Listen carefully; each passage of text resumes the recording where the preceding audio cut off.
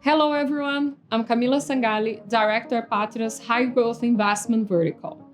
Welcome to the first episode of our Responsible Investment Talk.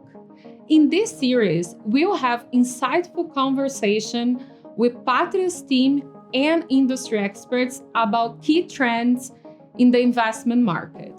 Our goal is to explore how our investment decisions impact climate change, economic mobility, and governance, shaping companies, projects, and communities. At Patria, we believe in doing the right thing. With 36 years of experience, we have been investing in projects that create real, lasting impact in the sectors, regions they operate in. For us, responsible investment goes beyond the core scope of our projects. We take a holistic approach, ensuring that our responsible investment guidelines are integrated in every stage of the investment process. Today, I'm joined by two very special guests, Luis Fernando Lopes, partner at Patria, and our Chief Economist. Welcome, Luis. My great pleasure, Camila.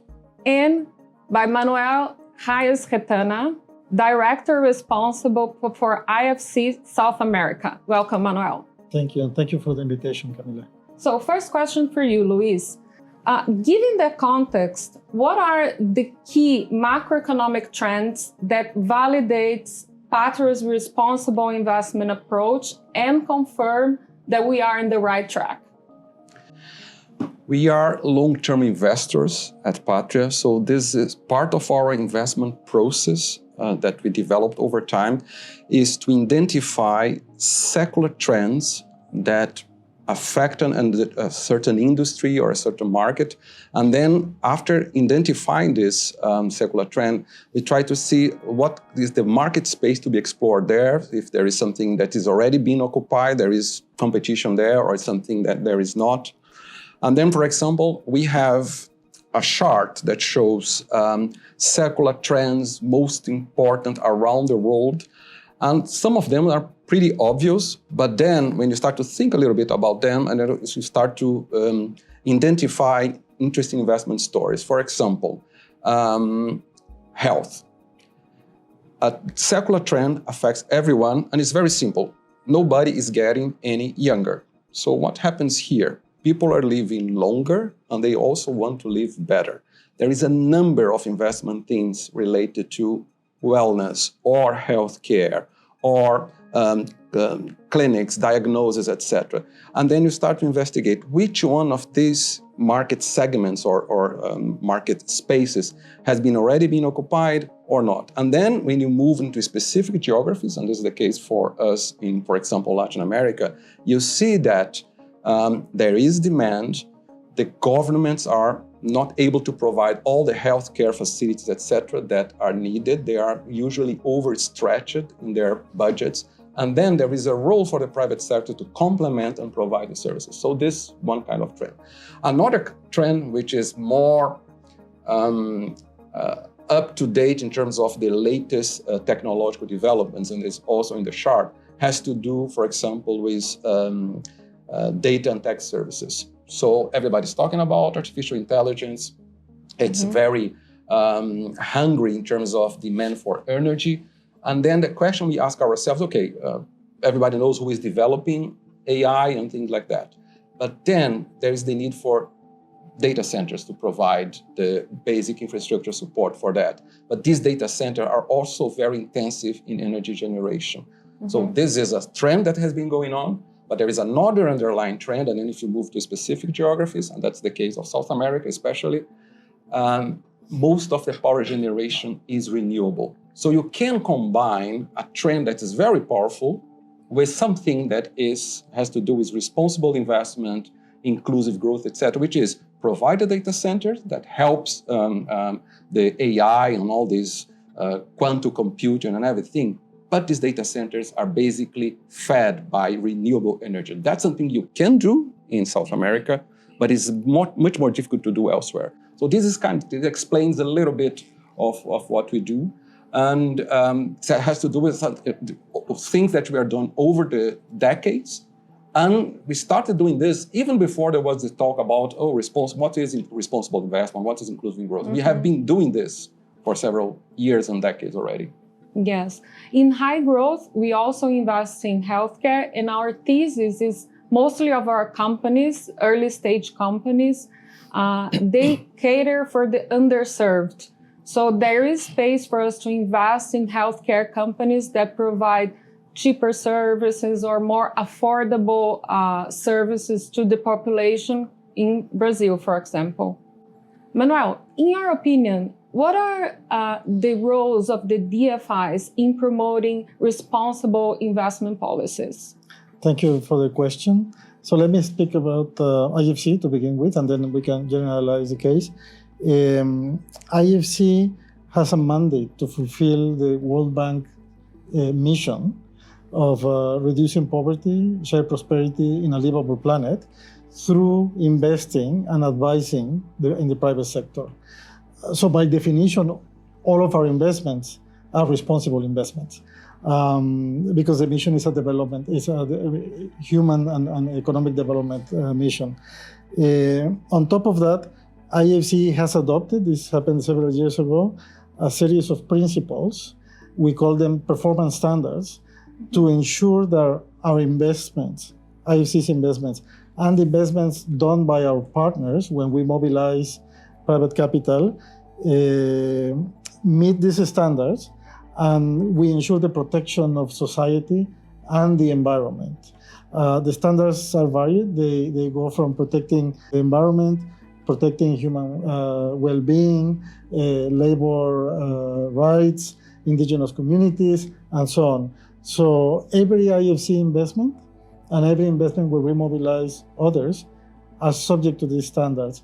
And if you add this to the purpose of our investments, which is development, so all of that holistically looked at, it's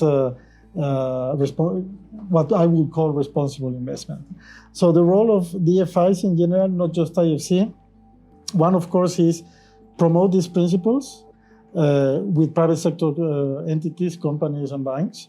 At the same time, help the private sector companies, help our clients really understand, adopt, and be ready to operate within these principles. So we provide advisory to help companies in fulfilling this.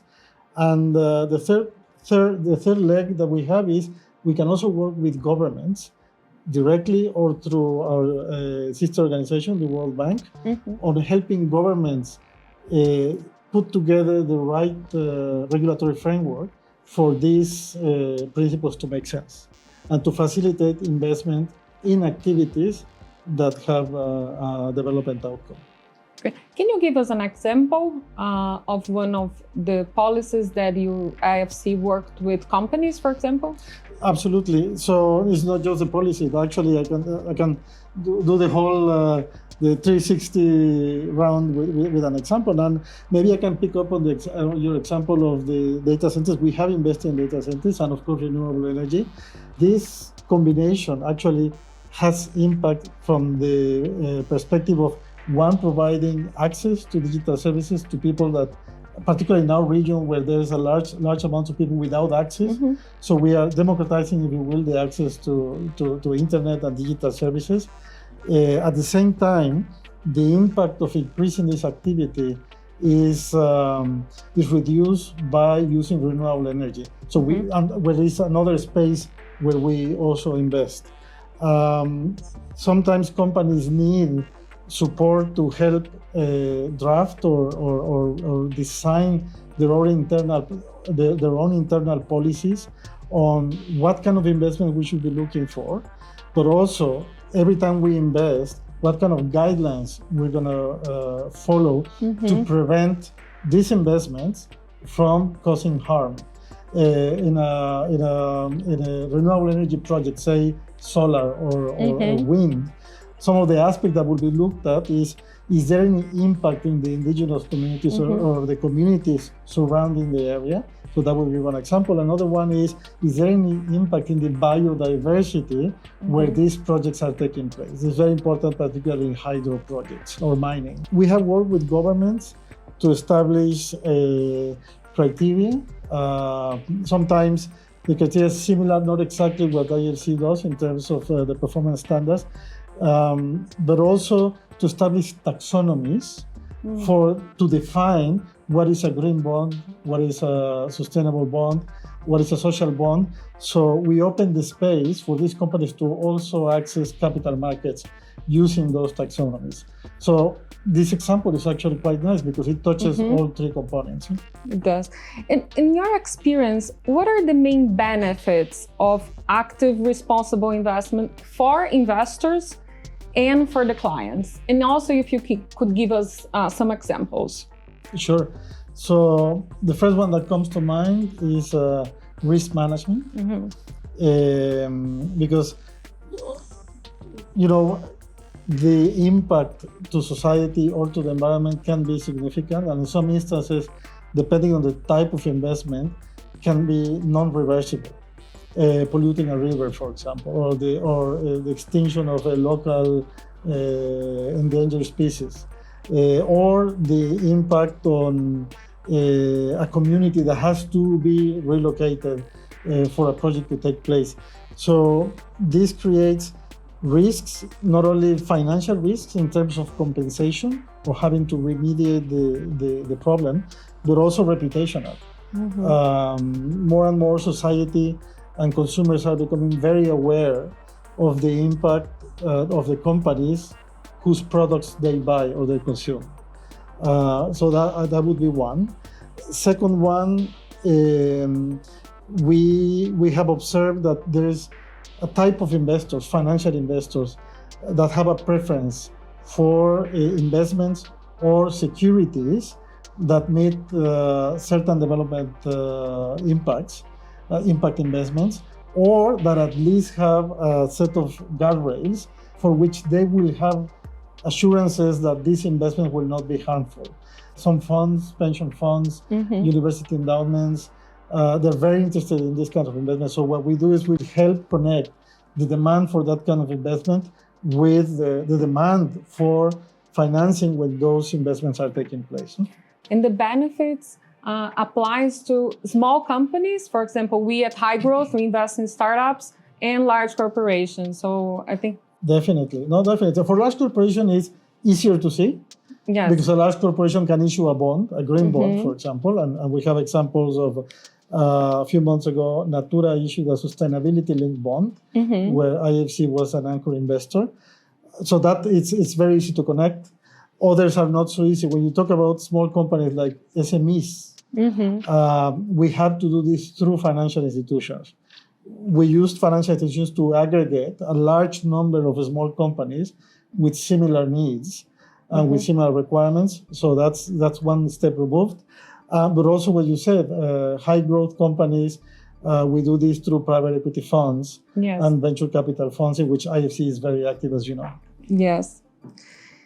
And Luis, what do you believe should be the roles of asset managers, such as us, Patria, in the responsible investment agenda and in contributing to the sustainable development of regions that we operate?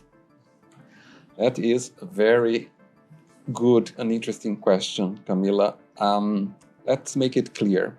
The number one role of asset managers is to provide to the investors, to the limited partner, the best returns adjusted for risks according to the best practices of each region. When you combine all those three things, you realize that actually sustainable, responsible investment that produces or finances as inclusive growth is the best long-term proposition, starting, for example, with the excess return. We had another chart that I can show the numbers. Basically, if you measure, you take a chart with a vertical axis and a horizontal axis. If you show the excess return on the vertical axis going top down, and then the volatility in the horizontal axis going to right to left.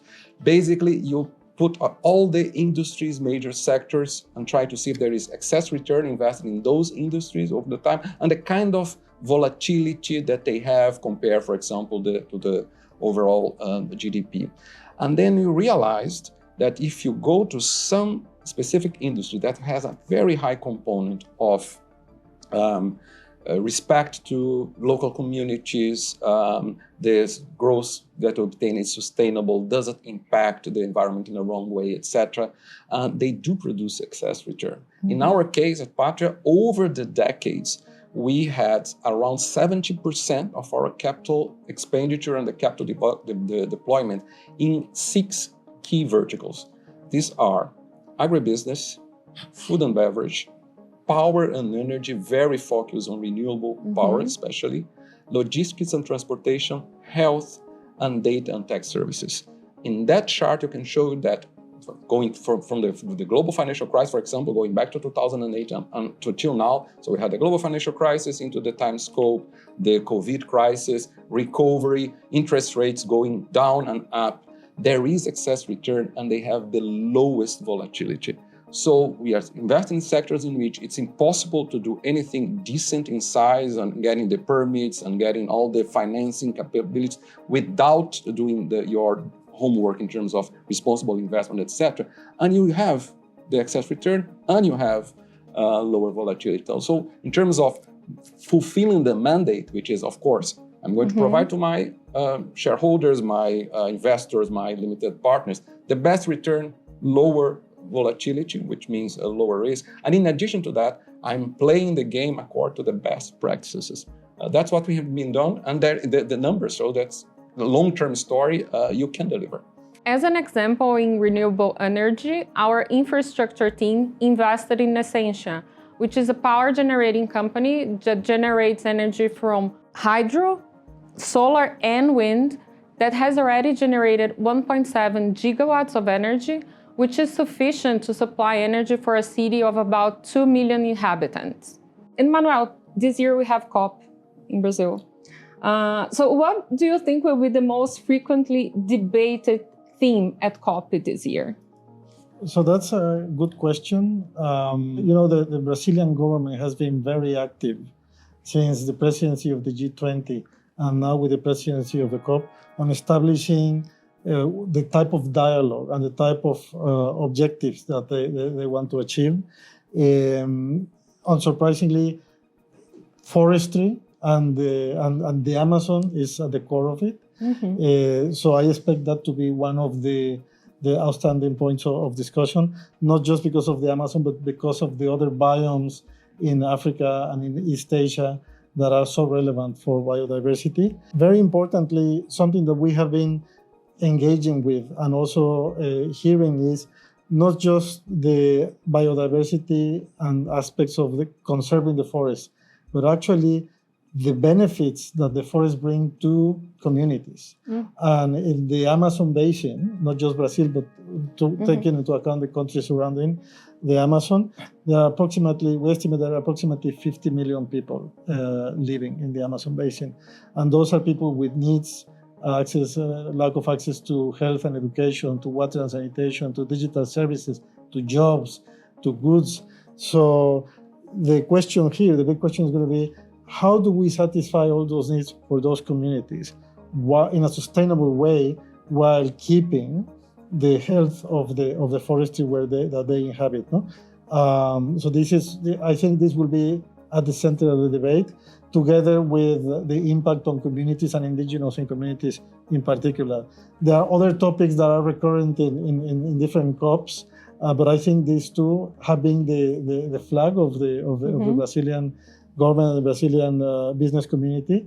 So this is something that I expect. One aspect that we want to bring to the extent possible, and we want to engage actively, is bringing the private sector to this discussion. Because all that impact, positive or negative, and all that development will happen through investments from private sector investors in real companies, real sector companies that are also privately owned. So we need private sector players, relevant private sector players and financiers at the table. Okay. And how will IFC be contributing to the debate? So three things actually. One is, as I was mentioning, bringing our private sector partners and their views to the table, because this is where the activity takes place and this is where the investments happen. Second, bringing the global expertise and the learnings from other parts of the region to Brazil, but also taking from Brazil to other parts of the world that learning and that experience.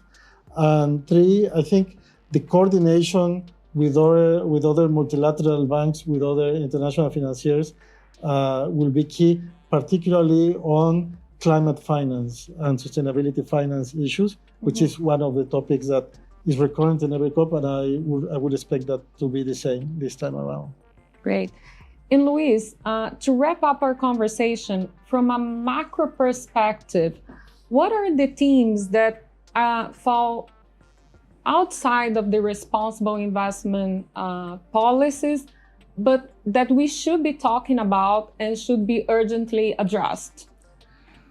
I think that, responsible investment is a dynamic concept. So it was something 10 years ago, and right now is much more comprehensive and includes more things.